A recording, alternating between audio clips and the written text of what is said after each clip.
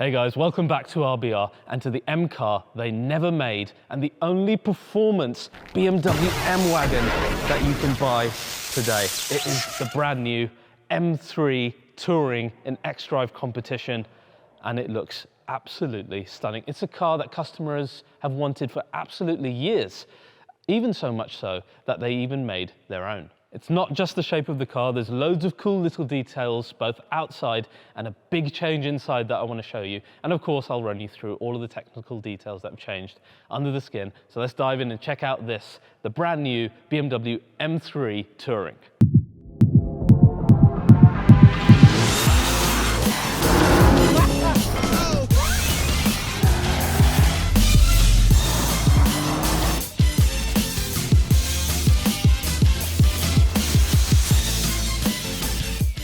So guys, today's episode of RBR is sponsored by my favorite wallet company, The Ridge.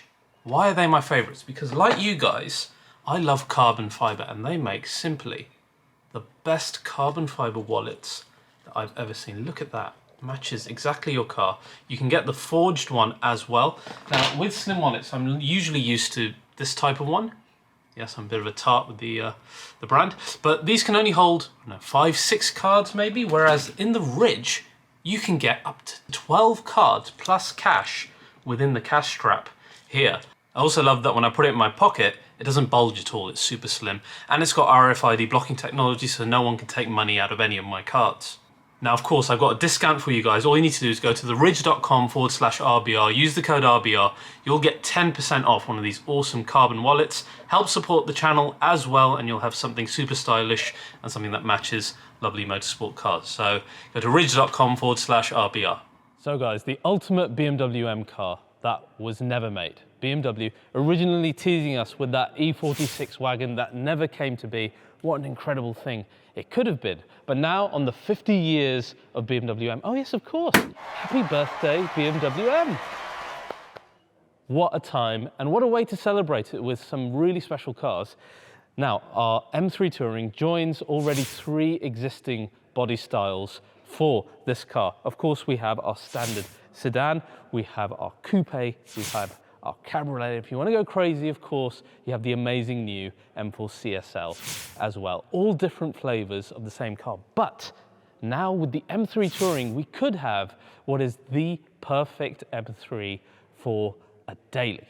Why is that? Now the M3 Touring comes only in competition spec with the XDrive. So it's only available in the 4-wheel drive, 510 brake horsepower, fully powerful version of the M3.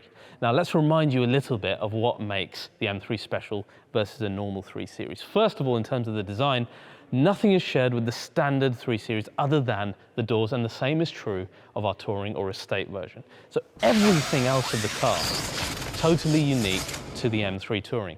And the cool thing, unlike its rival, say the C63, that includes the rear of the car, where they have constructed, and I'll give you a closer look at this in a minute, completely unique rear arches that are huge and match our massive front arches. And that is unlike the coupe, so the M4 doesn't have unique rear arches. But the other things that make the M3 unique continue, of course, like the 4 Series lights, the staggered setup for the first time in the M3, the 19 and 20-inch wheels, all the options being forged. And then, of course, the amazing engine, the S58, which is in part 3D printed to reduce weight and to create a form that couldn't have been created otherwise. We've got a lightweight crankshaft, we've got a closed deck construction, we've got forged pistons, a slightly larger bore and a shorter stroke, all allowing this engine to rev slightly higher at 7,250 RPM. It's a hell of an engine and we've tested it numerous times and found it to be incredible. And it produces 510 brake horsepower, 650 Newton meters of torque, and a slightly slower 0 to 60 of 3.7 seconds. How will this translate in real world? We'll have to wait and see, because we found the M3 XDrive to be a lot faster than official figures. All of that is, of course, linked then to our XDrive system. This is only available, as I said, with the XDrive. What is different here versus your standard car? Here to differentiate, we have an electronically controlled multi-clutch plate within the transfer case, which allows total power control between the front and the rear and allows the car to be totally rear biased thanks to those 3 traction control options that we have, just like in our M3 XDrive sedan version. Of course, the XDrive has its own front suspension tuning versus the rear-wheel drive version, and indeed our Touring has a few things that have been adjusted to take account of the shape and the weight of the car as well. Of course, we've got the M adaptive suspension as well with the electronically controlled dampers. We've got numerous struts, and we've got an aluminium brace at the bottom of the car, but the struts for the Touring had to be changed. Where you normally have one behind the rear seats, of course you can't have that because of our luggage load capacity. That has been moved now to the bottom and to the rear of the car instead. Still to give us the same rigidity and hopefully the same performance, which is what BMW M are aiming for. They want to give you the same performance in the Touring. And then we have the same length exhaust pipes, which are the cherry on top of a pretty amazing super setup. Then we come to weight, which is an important factor here. Let's talk about the weights of all our M3s. First of all, our lightest ones are the standard manual car and the M4 CSL, which come very, very close to the previous model in terms of weight. Then we have our next level up, which is the M3 with the 8-speed ZF. And after that comes the car with the XDrive, which adds another 50 kg. The Touring adds around about 30 to 35 kg, which is pretty respectable when you consider the amount of practicality that we get and of course the different car shape. How will this translate on a drive? We'll have to wait and see. Will it still allow this car to be as brilliant as we found the XDrive M3 to be? We'll have to find out soon. But now, let's talk a little bit about design, because there's some really cool design features around this car. Just to highlight just how cool this looks, let's switch between the Wagon and the sedan, just to really, I love it. It looks so much more aggressive, and I never would have thought that you could have done that, because the sedan always looked more aggressive than the M4, and now the Wagon sits a level higher. Let me take you in for a closer look. You know, it's funny, the first time that I saw the M3 Touring was when I was doing that BMW M Town spot, and the BMW M CEO then was sitting casually reading a newspaper while some pizzas were being delivered by an M2. Funny how things come full circle. Full circle. Get it? Fuck, I'll just give up. I'll stick to car reviews. Just look at this thing, guys. It's absolutely glorious. Unique rear end, huge wide arches. As I said, the only full-fat BMW M performance wagon that you can buy.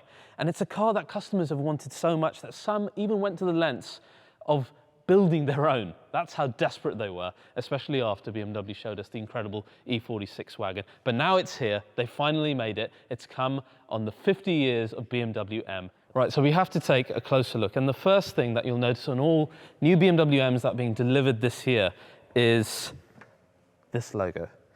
And like I've shown you in the past, this links to BMW Motorsport, the old CSL, the CSL Homage. It's a wonderful logo with the tricolor, and this is not something that's unique to M3 Touring. Like I said, you'll see it on every new BMW M delivered this year during the 50 years of M, like on our center caps here. It's on our front as well, and it looks great. It's such a nice nod to the fact that this company has been making these crazy cars for 50 years, which is great. Now, let's take a closer look at trying to understand the shape of this, because all of these are new panels, okay? And this is really important. BMW M could have been lazy, say like AMG were with the C63S, and just had a normal 3 Series rear section. They did not do that. They instead made all of these panels and the rear bumper totally unique to the M3 Touring. And when you think it's not going to be a high volume car, they've done that out of love for their customers. And the effect of it is, you'll forgive me for saying, but it's the old RS6 effect of the huge and wide lower part of the car and then the short greenhouse, making it look even more aggressive than the sedan version. And it looks incredible, particularly then when you start to back away, you see the 3/4, and what a thing it is. Ah, the fabled front end, the beaver face, the giant electrical charging slot, whatever you want to call it. I know you guys don't like it. Me being outside of the brand, I kind of always did like it from the first time I've seen it, but some of you have asked me to cover it up, so I'm gonna cover it up. There you go. Does that, this is not big enough, but does that work? It's a lovely logo on there. I'm just kidding. Don't throw me out. I'm sorry. I profusely apologize for that. So guys, the front end, exactly the same. It's less that. I more wanted to show you what that front quarter looks like when you can kind of perceive the rear as well. And you'll notice, like I said previously, you get a bit more of the rear arches than I think you even do in the sedan, and it makes it all look very impressive. Yes, this is all the same, apart from the lovely 50-year logo, but that element just by itself makes for a really impressive looking super wagon, particularly with the 19-20-inch setup. It just looks, the stance just looks absolutely perfect to me. Now, what do you say? Let's head inside and have a look at the rest of the car. Right guys, here we are inside the M3 Touring interior, and much to my happiness, there were actually some big changes that I wasn't expecting, because I thought it was going to be exactly the same as a normal M3 and M4, which I love already. And let me show you that in RBR style, only the way that I can. Big change, right? If you've seen my video on the BMW iX, you'll recognize this screen right from there. It's the curved double screen from that car, even with the brackets, just like we saw then. And it's a system that I absolutely loved. It's one of the things that really stood out for me. And in that review, I said, if every other BMW gets this, it's a big win. And for the M3 Touring to have this off the bat is amazing. This is, of course, very, very modern and kind of keeping up pace with the rivals and what they're doing with screens, etc. And the benefits of this system, I think, outweigh the fact that you've lost that traditional look. First of all, the driver zone.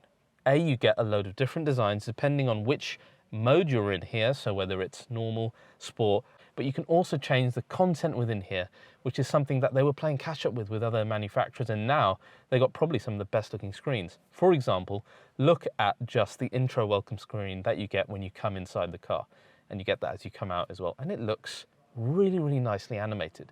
Ignore the X3 there because it's a pre-production car, but you can imagine this animating with a picture of your M3 Touring in there, and it's going to look pretty fantastic. And it's the same thing when you get out the car, and in fact there's a welcome sound. I'm not a huge fan of those, but that exists within here as well. So driver zone, really good.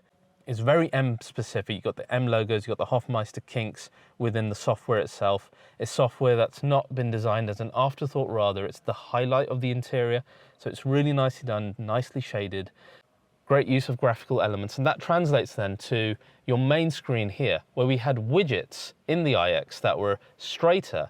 In our M3 here, you've got all the widgets which are slanted, much like the BMW M logo, which is really cool. And there's loads of widgets here. It's easy to go through, it's easy to touch, and you can add more widgets into there as well. But the great thing is, like I said in the iX, you don't need to mess around doing this while you're driving. They've left the iDrive here. We want this in more and more cars because it's safer to be doing this while you're driving a high-performance car than messing around with a stupid screen over here. BMW customers who are used to having the shortcut buttons here are going to be a little bit disappointed because they've gone. Your 0 to 9 or whatever it was here has disappeared. I feel for you guys. You probably feel like a friend of yours or a close relative has died now because it's disappeared forever. And I'm sad. I'm also sad. And for the M3 specifically, for example, your M mode, very easy to set up. Setup menu itself, configuring M1 and M2, etc. All really easy to do. Your M XDrive, your M traction control, a nice big screen that's really legible. So this is a big plus point. If you're getting this car, particularly versus the others which aren't updated yet, this is amazing, isn't it? Apart from that, of course, we love the carbon paddles within the M3 and the M4. I love the carbon bucket seats. I know the old carbon, it's an old joke now that nobody laughs at anymore. They have got a carbon willy holder. I still find it funny because I've got, you know, the attention span of a 3-year-old and the humor to match. But I think it's cool, and the seats really hug you well. They look amazing. They're probably the best looking carbon seats that you can get on a normal sports saloon. And everything else, as it was before, really, really good. In terms of rear space, as you'd imagine with the Estate, you're getting the exact same rear space and headroom, etc. that you would get in a normal 3 Series Touring. It's the same with the boot space, the exact same boot space, 500 litres, or when you open it up, 1,000 plus. So loads of space in there, split folding seats, everything you could want from a Touring version of the 3 Series in the M3. Right guys, now let's turn it on, see what it sounds like. It's going to sound pretty much identical to our normal M3, but I got to do this anyway, right?